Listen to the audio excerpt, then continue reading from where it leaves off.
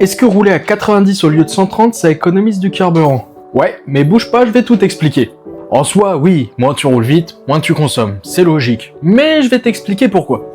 En soi, entre 90 km/h et 130, on pourrait se dire qu'il n'y a pas autant de différence que ça. Mais en soi, la résistance de l'air, elle est croissante. Donc plus tu vas vite, plus la résistance de l'air va s'augmenter. Mais pas en plus, en fois. Et c'est ça qui est très différent. En soi, si tu augmentes quelques km/h, la résistance du vent va s'augmenter par dizaines, elle. Et ça va énormément coûter au niveau de la consommation. T'as compris, hein, plus t'as de vent, plus ta voiture est freinée, plus tu dois accélérer, et donc plus tu consommes. Donc à 90, ça sera beaucoup moins, et donc du coup tu consommeras entre 5 et 6 litres au 100. Allez, je prends une fourchette des voitures à peu près normales.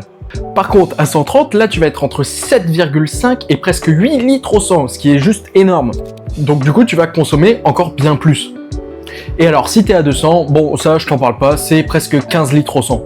Mais du coup ça a un impact aussi sur ta voiture. À 90 et à 200, tu n'auras pas les mêmes problèmes. À 200 par exemple, tu auras une usure du moteur vitesse grand V, et aussi une usure des freins, vitesse grand V aussi. Et aussi une grosse usure au niveau portefeuille, mais bon, ça c'est vu les prix de l'essence, on sait ce que c'est. Bref, du coup, à 90, tu t'exposes beaucoup moins à ce genre de risque. Et à 130, bon bah, tu t'y exposes un peu plus, mais pas grand chose non plus. En fait, ce qui va vraiment être différent entre 90 et 130, c'est juste la consommation. Tu vas consommer 2 litres de plus au 100 km. Donc, pour un Paris-Marseille, c'est mieux de rouler à 90. Bref, à 90, tu consommeras beaucoup moins, mais est-ce que la consommation par rapport au temps gagné change vraiment?